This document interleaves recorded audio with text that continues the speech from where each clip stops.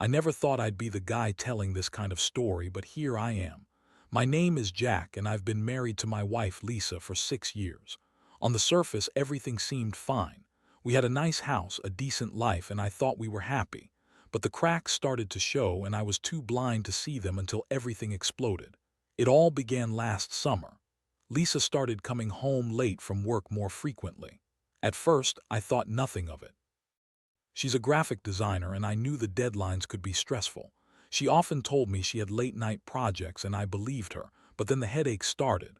"Oh, Jack, I have such a terrible headache," she'd say almost every night. "Can we just skip sex tonight?" I felt guilty for wanting to push it. After all, I didn't want to pressure her when she was clearly in pain, but I was getting suspicious. The late nights, the headaches, and her sudden need for me time were off. I started noticing little things. A text buzzing on her phone that she quickly dismissed, a change in her perfume, and the way she'd get defensive when I asked about her day. My gut told me something was wrong. It was as if I was living in a fog, and every so often a clear thought would pierce through. One fateful evening, I decided to take matters into my own hands. I'd had a long day at work, and I figured I'd surprise her with takeout. I got home earlier than usual and found her car in the driveway, which was normal. But when I walked into the house, something felt off. It was too quiet. I called out for her, but no response. I figured she was in the shower or something. As I made my way to the bedroom, I noticed her phone sitting on the kitchen counter. It buzzed again, and without thinking, I glanced at the screen. A message popped up from a contact I didn't recognize. "Can't wait to see you tonight." My heart sank. I quickly grabbed the phone to see the rest of the conversation, and it was all there: flirty messages, plans, and even a few explicit texts that left nothing to the imagination. I was shaking. I felt a mix of anger and betrayal wash over me like a tidal wave. In that moment, everything I thought I knew about my marriage came crashing down. The headaches, the late nights, the secrets, it all made sense now. She wasn't curing her headaches, someone else was. I felt sick to my stomach as I tried to process the reality of what I had just uncovered. When Lisa finally came out of the shower, I confronted her. I didn't hold back. I waved her phone in her face, demanding to know what the hell was going on. She looked shocked, and for a split second I thought she might come clean. But instead she went into damage control mode, her expression shifting from surprise to anger. "What are you doing with my phone?" she snapped, trying to grab it from me. "You have no right to invade my privacy, Jack." I couldn't believe it. I was the one invading her privacy. I told her I'd seen everything. The messages, the plans, the whole sordid affair laid out before me. Her responses were a mix of denial and deflection. "You don't understand, it's not what it looks like. I was just venting, you're always working late." The excuses just kept flowing. I tried to reason with her, but she turned everything back on me, claiming I was the problem for not being attentive enough. It was maddening. I had given her everything, and she was throwing it back in my face. The confrontation spiraled into a shouting match, and I felt like I was losing my mind. I wanted to scream, to throw things, to make her feel the pain I was feeling. But I just stood there, stunned and heartbroken, watching the woman I loved twist the knife deeper. That night I lay in bed next to her, and it felt like a stranger was beside me. I couldn't bear the thought of touching her, and I realized I was done. I needed a plan, a way to reclaim my life. I started thinking about revenge, not just for the sake of it, but to regain some control over my shattered world. I knew I had to make her feel the weight of her betrayal, even if just a little. The thought of her suffering, just a fraction of what I was going through, brought me a small sense of comfort. I was on a mission, and I was going to execute it with precision. The days ahead would be challenging, but I was ready to rise from the ashes of my broken marriage. I had learned that love can turn into something dark and twisted, especially when one side is willing to betray the other. But I was determined to reclaim my dignity and my life, one way or another. I'd never felt so lost and angry, but as the pieces started to come together in my mind, I could feel a sense of resolve taking shape. I didn't know exactly what I would do, but I was ready to take the first steps toward my own form of justice. The days that followed the confrontation were a blur of emotions. I was angry, heartbroken, and confused, but one thing was clear: I couldn't let Lisa get away with this. I spent hours plotting, thinking of ways to make her feel the sting of her betrayal. At first, I thought about confronting her lover. Maybe it was a guy from work, someone I could easily find. I imagined sending him a message, telling him everything. But then I realized that doing so might only complicate things further. What if he took it out on Lisa? No, I needed to craft a plan that would leave her feeling exposed and vulnerable just like I felt. I started to notice the little things around the house. Lisa had become careless ever since her affair began. She'd leave her phone out, forget to lock the front door, and even mentioned a few times how she'd been too busy to keep up appearances. So I decided to play the long game.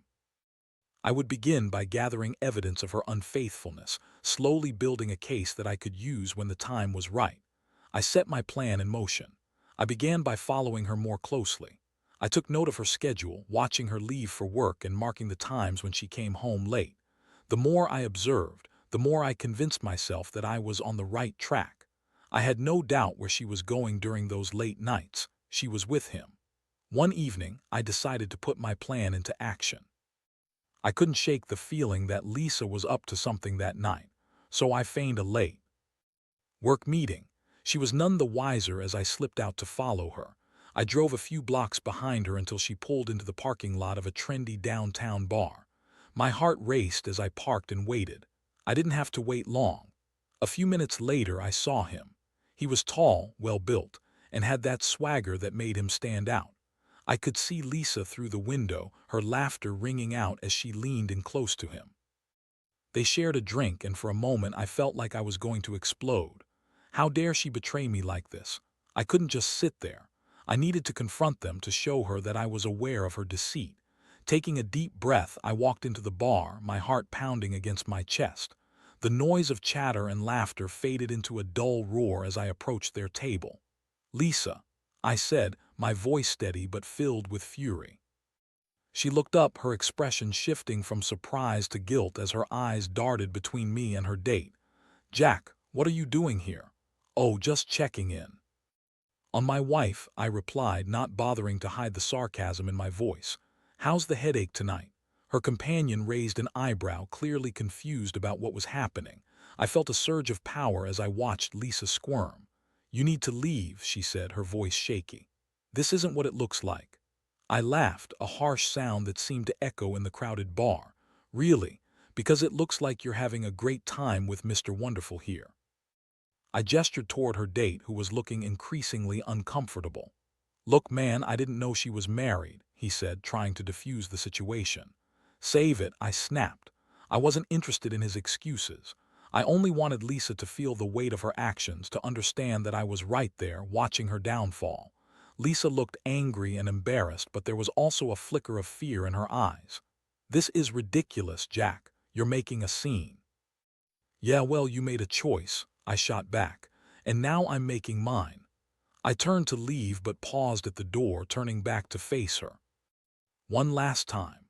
Enjoy your headache nights, Lisa. Just remember, not everyone has the luxury of pretending everything is fine." I left the bar, adrenaline pumping through my veins. That confrontation was just the beginning. I had exposed her, even if only for a moment. I felt powerful, empowered by the knowledge that I had taken control of the narrative. Yet I also knew that I couldn't just let her off the hook that easily. As the days turned into weeks, I began to gather more evidence. I kept a record of her late nights and even started talking to friends. I dropped hints here and there, gauging their reactions. It was a small town, and rumors spread quickly. I wanted to make sure that Lisa would face the consequences of her actions, not just from me but from the people around her. I started to devise a plan to confront her again, not just with accusations, but with undeniable proof. I even considered bringing in some of our friends to witness the truth. I envisioned the looks on their faces when they found out the real Lisa. It was powerful, but beneath all that rage, there was a part of me that felt hollow. I was becoming someone I never thought I would be, someone obsessed with revenge. I missed the days when we were happy together, the nights filled with laughter and love. Now they were tainted with betrayal and deceit. As I delved deeper into this dark path, I had to confront the emotions swirling inside me. Was I willing to destroy my marriage completely just to make her feel the pain I felt? Or was there still a chance for reconciliation, a way to salvage what was left? I didn't have the answers yet, but I knew I was in too deep to turn back now. The stakes were high, and I was ready to take my next step. As the weeks rolled by, I found myself engulfed in a whirlwind of emotions and plans. I had already confronted Lisa at the bar, but that was just a taste of what I had in mind. Gathering evidence wasn't just about getting back at her. It was about uncovering the full truth of her betrayal. I wanted to ensure that when I finally laid everything on the table, there would be no denying her infidelity. I became a meticulous investigator, documenting everything. I saved messages I found on Lisa's phone when she left it unattended, and I even set up a hidden camera in our living room to capture any incriminating moments. Yes, it felt wrong to invade her privacy like that, but the betrayal I felt justified my actions. I was desperate for the truth, and I was determined to use it. Every day I would watch the footage, waiting for a slip-up, a moment of weakness that would reveal the extent of her deception. What I found was disheartening. Lisa was often on her phone late at night, giggling or whispering in a way that made my skin crawl. It was the kind of intimacy that should have been reserved solely for us. Each laugh felt like a dagger to my heart, each smile a reminder of how false our life had become. Then came the day that changed everything. I was at home when I saw her pull into the driveway earlier than usual. I quickly turned off the camera, stuffed the evidence into a drawer, and pretended to be engrossed in a book. She walked in, looking flustered, and I managed to mask my surprise. "Hey Jack, I'm home early. How was your day?" she asked, her tone almost too cheerful. "Just the usual," I replied, trying to keep my voice casual. "How about you? Work was good." She shrugged, already moving toward the kitchen. "Just the usual grind, you know how it is." I could sense that something was off. Her body language was tight and she kept glancing at her phone like she was waiting for something or someone. A few moments later, her phone buzzed on the counter. I noticed her stiffen as she glanced at the screen, a message from him. The blood rushed to my ears. This was my moment. "Why don't you check that text?" I said, my voice dripping with faux nonchalance. "Could be important." Her eyes widened and she shot me a look that was both guilty and defensive. "It's nothing, just a work thing," she said dismissively. "Really, because you seem awfully anxious about it." At this point, I couldn't keep quiet any longer. "You know, if you're so busy with work, maybe it's time to reconsider that project you've been working on with a certain someone. I think it's starting to affect our marriage." Lisa froze, her face paling as she turned to me. "What are you talking about?" "Don't play dumb, Lisa. I know about the late nights, the texts, the headaches. It's all adding up." For a moment she looked like a deer caught in headlights. Then her expression turned defensive. "Jack, you're being paranoid. Just because I'm not always available doesn't mean I'm cheating on you. Maybe you should trust me instead of spying on me." "Spying?" I echoed incredulously. "I'm just trying to figure out what's real and what's a lie. You're the one lying to my face." Her facade started to crack and I could see the anger flash in her eyes. "You don't understand. I can't deal with your constant pressure. You're never home, and when you are, you're not present. I needed someone who actually listens." That was it. My heart felt like it was shattering all over again. I tried to collect myself, to push back the wave of hurt crashing over me. "So, you found that in another man? Is that how you justify it?" "Jack, please, this is ridiculous. You're twisting everything I say." I took a deep breath, trying to center myself amidst the chaos. "No, Lisa, you're the one twisting the truth. I'm done pretending everything is fine. I need to know what's going on, and I'm not going to let you deflect this anymore." For a brief moment, I thought she might crumble under the pressure, but then in a flash of defiance, she regained her composure. "You know what? Maybe I am finding comfort in someone else. You're never around, and I'm tired of feeling lonely." The confession hung in the air like a toxic cloud, suffocating and heavy. My mind raced with disbelief. Here I was, standing in my own home, and the woman I loved was admitting to an affair right in front of me. "Who is he?" I demanded, my voice low and steady. "I want a name." She hesitated, and in that moment I could see the gears turning in her head. I can't just say. It's complicated." "Complicated?" I spat. "You mean you don't want to admit you've been cheating on your husband?" Is that what this is? I'm not the only one who's made mistakes, she shot back defensively. You've been so distant and caught up in your own world. I needed a connection and I found it. Distant. She was acting like I had a choice in the matter. I had been working hard to provide for us and now she was throwing it back in my face. My anger flared, but I held on to it, using it to fuel my next move. Then let's stop pretending, I said, my voice calm despite the storm raging inside me. Let's get everything out into the open. I want to know everything, the truth, the lies, all of it. No more dancing around the issue. Her eyes narrowed and I could see the fear creeping in. But there was also that familiar defiance. You won't like what you find. I already don't like what I know, but I need it all. The details, the name, everything, I said, my jaw clenched. The conversation hung between us like a chasm, each of us on our respective sides, unwilling to bridge the gap. Lisa finally took a deep breath, and I could see the resolve in her eyes waver for just a moment. Fine, she said finally, her voice barely a whisper, but if I tell you, it changes everything. I nodded, my heart pounding in my chest. I was ready. I needed to know the truth, and whatever it took to get there, I was prepared to face the consequences.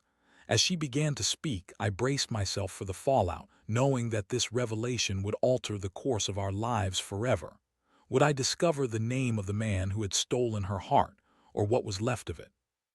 My future hung in the balance, and I was ready for whatever this next chapter would bring. As Lisa began to speak, the room felt charged with tension. Every word she was about to say had the potential to shatter whatever remained of our marriage.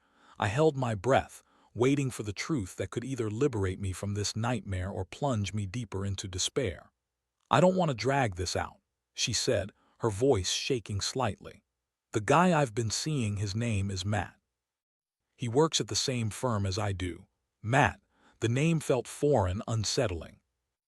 I had seen the name in her texts but had brushed it off as a casual coworker. Little did I know he was the reason for the late nights and the headaches. So, you've been seeing him for how long? I asked, my voice steady but laced with an undercurrent of rage. About 5 months now, she admitted, her eyes darting away from mine. I didn't mean for it to happen, Jack. It just did. Did you fall in love with him? I pressed, my heart pounding as I braced for the answer. She hesitated and the silence felt deafening. Then she sighed. I think I did, yes, but it's complicated. Complicated how? I interrupted, unable to contain my disbelief. You're married, Lisa. You made a vow to me. What's complicated about that? I know, she exclaimed, her voice rising in desperation. But you were always busy with work. I felt so alone. Matt was there for me when you weren't, and it just happened. I didn't plan for it. Did he make you feel special? Did he give you everything I could? I spat, unable to keep the hurt from seeping into my words. It's not about that, Jack. You don't understand. It's not just physical. I thought I could have both comfort with you and excitement with him, she explained, her eyes filling with tears. Excitement? So this was just a game to you? I asked, my voice low, but I could feel the rage bubbling inside me. You think love is a convenience, something you can split between two men? I didn't mean for it to turn into this. I loved you, but I needed more than what you were giving me, she said, pleading with me to understand her twisted logic. I felt like I was being suffocated by her excuses. And how do you plan to fix this? You think I'm just going to stand here and let you waltz back into my life after everything? You've destroyed the trust between us. I know I messed up, but we can work through this, she said, desperation creeping into her voice. I want to fix it, I swear. Just give me a chance. Give you a chance, I echoed, incredulous. You've already had 5 months of chances with him. What's left for us? How can I believe anything you say? As the words hung in the air, the reality of the situation settled heavy on my chest. I realized that I had to make a choice. The more I listened to her justifications, the more I understood that our marriage had become a facade, and I had to decide whether I wanted to try to salvage the wreckage or walk away for good. Jack, please, she begged, tears streaming down her cheeks. I never wanted to hurt you. But you did, I replied, my voice thick with emotion. You chose to betray me, and now you want me to pick up the pieces. I don't even recognize you anymore. The disappointment in my voice was palpable, and I could see it register in her eyes. I felt the weight of her guilt pressing down on me. I was standing on the precipice of a decision, caught between the desire to save the woman I loved and the reality of her betrayal. I need time to think, I said finally, my voice steadier than I felt. I can't just jump back into this. You've taken too much from me. I don't know if I can forgive you. Please don't say that, she whispered, her voice breaking.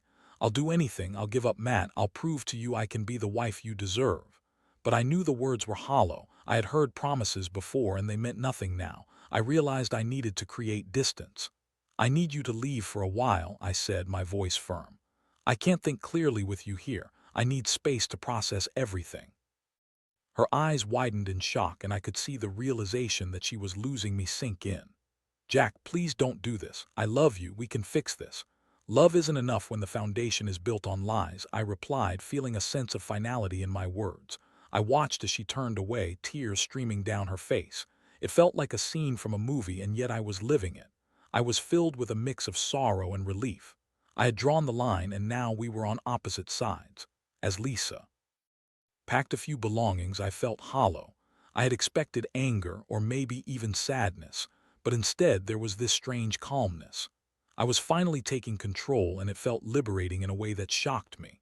When she finally walked out the door, I felt a pang of regret, but I quickly pushed it aside. I had done what I needed to do.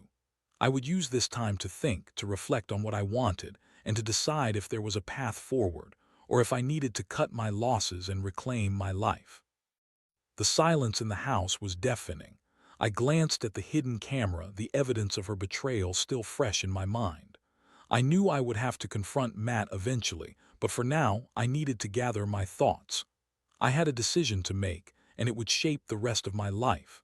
As I sat down on the couch, I couldn't help but reflect on the love I once felt for Lisa. It had been real, but now it felt tainted. I was standing at a crossroads, and whatever path I chose, it would require strength and clarity. I was ready to confront the truth and the pain, whatever that meant for my future. I had to figure out what I wanted for myself and what the next chapter of my life would look like. The days turned into a blur after Lisa left. The house felt emptier, quieter, but strangely, it also felt lighter. I had finally taken a stand, and for the first time in months, I felt a renewed sense of purpose. Yet the ache of betrayal still lingered, gnawing at my insides and reminding me of the love I had lost. I took the time alone to reflect, to process everything that had happened. I spent hours packing the house, replaying memories in my mind, and digging through the remnants of our life together. I had to confront the fact that the woman I had loved was now a stranger, a shell of someone who had once shared dreams and laughter with me. But I also knew I couldn't let this betrayal go unaddressed. I had gathered enough evidence, and I felt the need to confront Matt. I wanted him to understand the weight of his actions and how they had shattered my world. I wanted to see the look on his face when he realized he had played a part in destroying a marriage. I started by tracking down Matt's office. After a few calls and some online digging, I discovered where he worked. It was a modish office space not far from where Lisa had been meeting him. I felt a rush of adrenaline as I envisioned the confrontation, but a part of me was also apprehensive. What would I say? Would I lose my cool? Eventually, I decided to pay him a visit during lunchtime, hoping to catch him off guard. I wore a calm facade, but inside my heart raced. I parked my car in the lot beside the building and walked toward the entrance, my thoughts racing. As I entered the building, the atmosphere was filled with the chatter of employees and the clattering of keyboards. It took me a moment to gather my thoughts, but I marched straight to the reception desk. "I'm here to see Matt Reynolds," I said, trying to keep my voice steady. The receptionist looked up from her computer, her eyebrow raised. "Do you have an appointment?" "No, but I need to speak with him. It's important," I replied, my voice firm. She hesitated, but after a moment she picked up the phone and buzzed Matt's office. "Matt, you have a visitor. He says it's urgent." I waited anxiously, tapping my fingers against the cool countertop as I heard the distant sound of Matt's voice through the intercom. I could feel the tension mounting in my chest, and my heart raced with each passing second.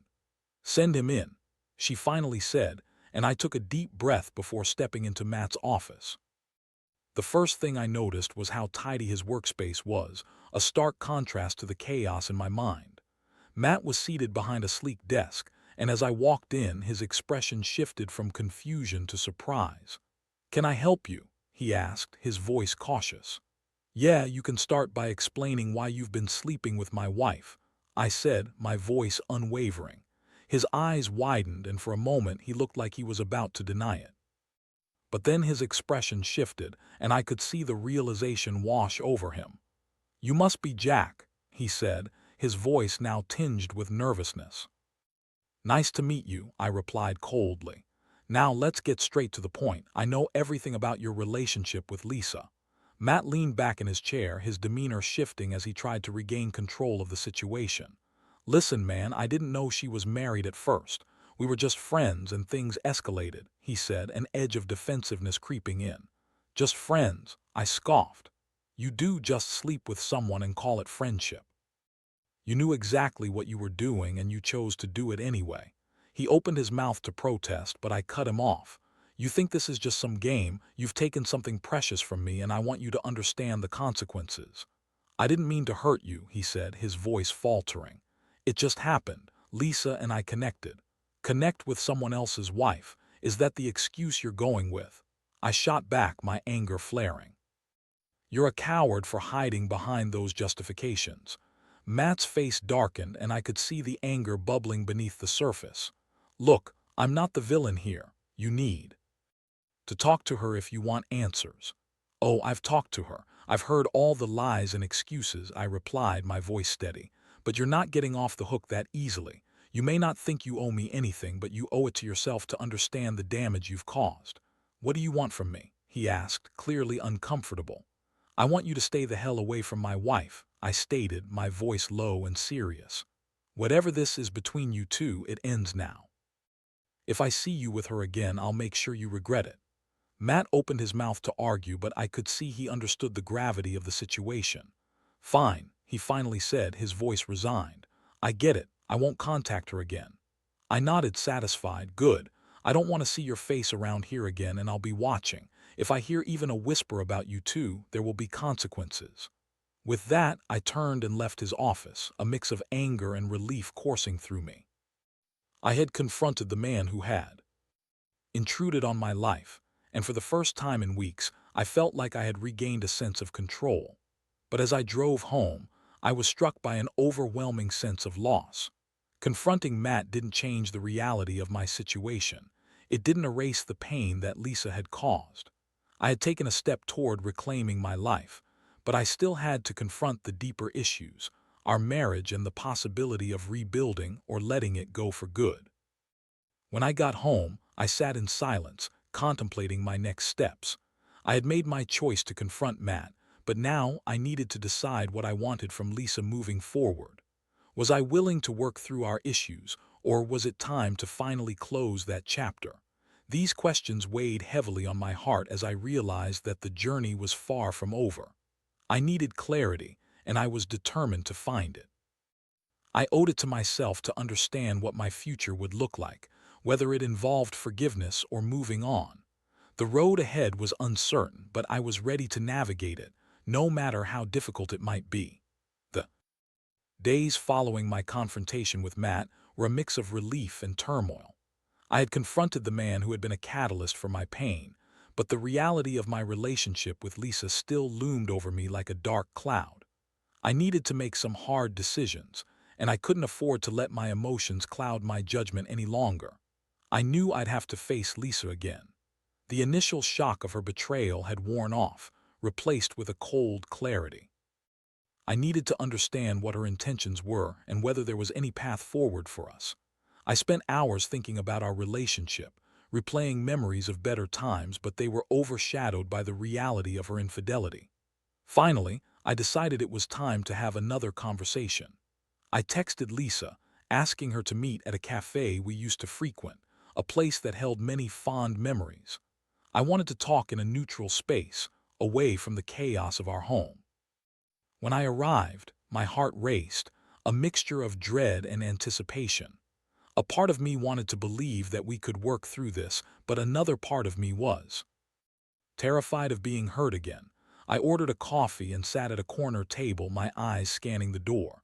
When Lisa finally walked in, she looked different, more composed, but still carrying the weight of guilt. She spotted me and approached the table, her expression cautious. "Hi," she said softly, taking a seat.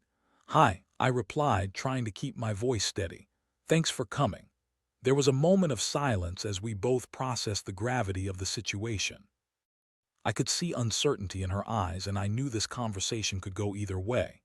"I've been thinking a lot," I began, trying to find the right words. "About us, our marriage, everything that's happened." "Me too," she interjected, her voice barely above a whisper. "I regret what I did. I never meant to hurt you, Jack. I felt lost." "Lost?" I echoed incredulously. "You didn't just lose your way. You chose to betray me. You made a deliberate decision to go behind my back." "I know, and I can't express how sorry I am," she said, tears welling in her eyes. "It was a moment of weakness. I thought I could handle it, that it wouldn't hurt you, but it did. I see that now." I took a deep breath, trying to keep my emotions in check.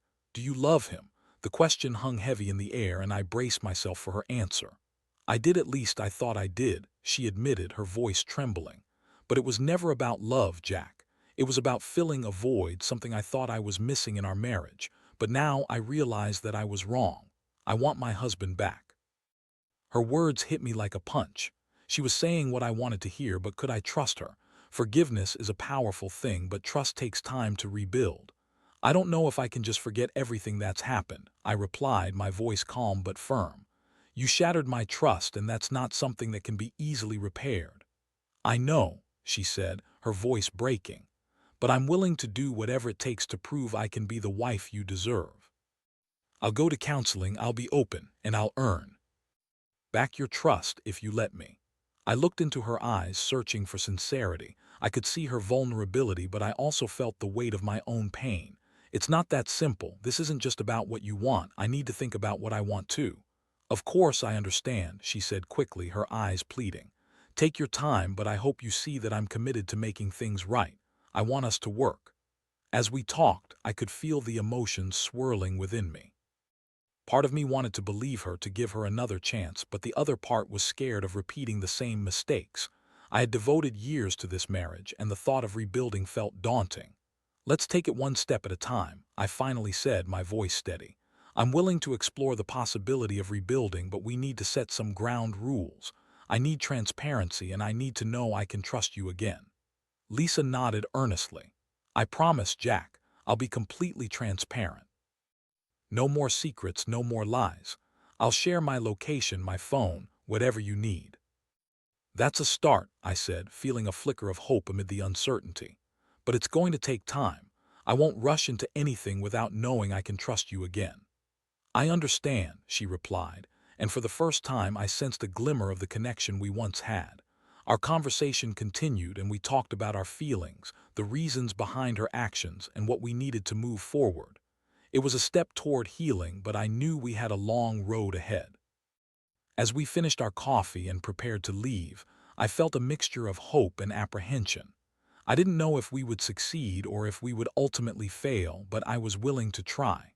I owed it to myself to explore the possibility of rebuilding our relationship. Walking out of the cafe, I felt a weight lift slightly from my shoulders. I was still hurt, but I had taken the first step toward healing. I realized that no matter what happened next, I would emerge stronger, whether it led to reconciliation or a new beginning. The road ahead would be challenging, but I was ready to face it, one day at a time. I had learned that love can be complicated and betrayal can cut deep, but through it all, I had to prioritize my own well-being. Whatever the outcome, I knew that I would be okay, and that was the first step in reclaiming my life.